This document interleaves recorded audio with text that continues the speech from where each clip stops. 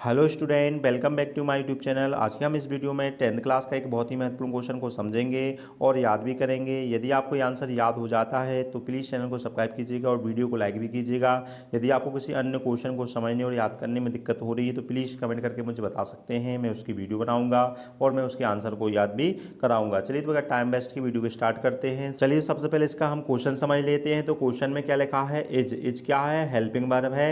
और पहले भी मैं बता चुका हूँ जो क्वेश्चन हेल्पिंग वर्ब से स्टार्ट होते हैं उनको इन्वर्टेड क्वेश्चन कहते हैं। और इन्वर्टेड क्वेश्चन की जब हम हिंदी को निकालते हैं तो हम क्या से स्टार्ट करते हैं। क्या अमांडा ऑर्फन मतलब होता है अनाथ। क्या अमांडा अनाथ लड़की है, ये क्वेश्चन किया गया है। और सेकंड में पूछा जा रहा है कि वाई मतलब होता है क्यों, डज हो गई हेल्पिंग वर्ब। शी मतलब वह, मतलब ये प्रोनाउंस आया है अमांडा के लिए। और से मतलब होता है कहना, वह कहती है तो वाई मतलब क्यों कहती है। और सो मतलब क्या होता है ऐसा, वह ऐसा क्यों कहती है, मतलब अनाथ वाली बात क्यों कहती है, उसका हमको क्या बताना है, कारण बताना है। तो इसमें कितने क्वेश्चन किए गए हैं, 2 किए गए हैं। पहले में बताना है कि क्या अमांडा अनाथ लड़की है, यस और नो में आंसर देना है। और सेकंड में हमको बताना है वह अनाथ वाली बात क्यों करती है या कहती है।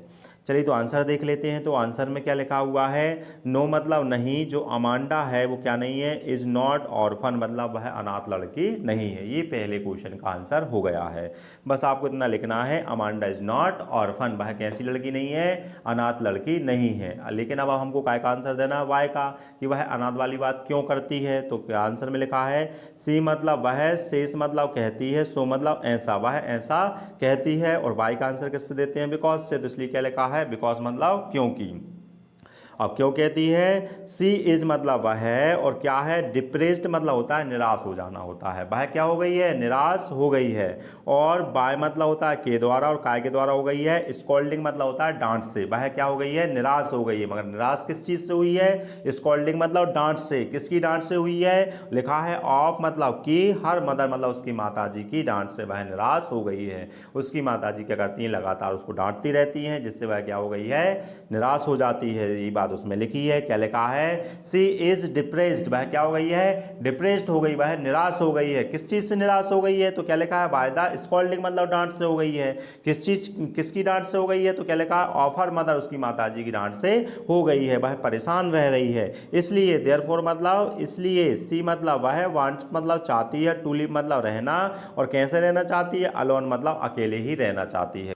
तो पहली स्टेप में क्या बता दिया गया है, सी इज डिप्रेस्ड, वह क्या हो गई है, डिप्रेस मतलब निराश हो गई है। किस बात से निराश हो गई है, बाय द स्कॉल्डिंग मतलब डांट से। किसकी डांट से, ऑफ हर मदर, माता जी की डांट से वह निराश हो गई है। देयरफॉर मतलब इसलिए, सी वांट्स वह चाहती है, और कैसा चाहती है, टू लिव मतलब रहना, और अलोन मतलब अकेले ही रहना चाहती है, मतलब वह अनाथ बनना चाहती है। और वह फील करती है, उसको क्या होता है, फील्स होता है, मतलब अनुभव होता है, महसूस करती है। क्या महसूस करती है कि जो हर लाइफ, उसका जो जीवन है ना, वुड भी मतलब होगा, और कैसा होगा, पीसफुल मतलब होता है शांतिपूर्ण होगा।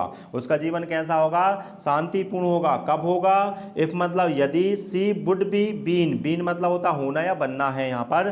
तो यदि वह क्या हो जाए, बीन मतलब हो जाए, क्या हो जाए, एन ऑर्फन, यदि वह अनाथ हो जाएगी तो उसका जीवन कैसा होगा, पीसफुल होगा, मतलब सुखमय होगा, मतलब शांतिपूर्वक जीवन जिएगी वह।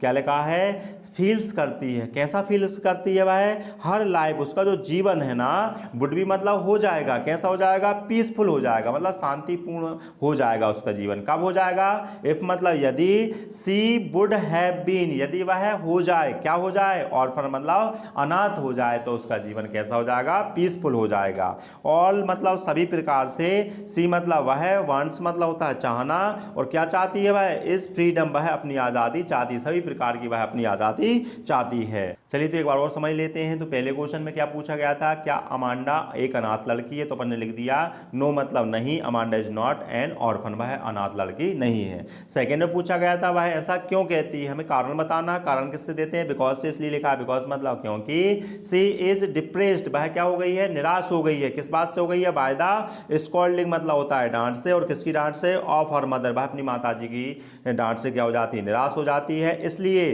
वह ऐसा कहती है। तो लिखा है देयरफॉर मतलब इसलिए, शी वांट्स वह चाहती है, टू लिव मतलब रहना, और कैसा रहना चाहती है, अलोन। क्या लिखा है, she wants to live alone, वह अकेले ही रहना चाहती है। और वह फील्स करती है, मनी मन वह महसूस होता है, कैसा महसूस होता है कि हर लाइफ वुड भी मतलब हो जाएगी, और कैसी हो जाएगी, पीसफुल हो जाएगी, शांतिपूर्वक हो जाएगा उसका जीवन। कब हो जाएगा, इफ मतलब यदि, सी वुड बी हैव बीन यदि वह क्या हो जाए, बीन मतलब हो जाए, और क्या हो जाए, ऑर्फन हो जाए, तो उसका जीवन शांतिपूर्वक हो जाएगा।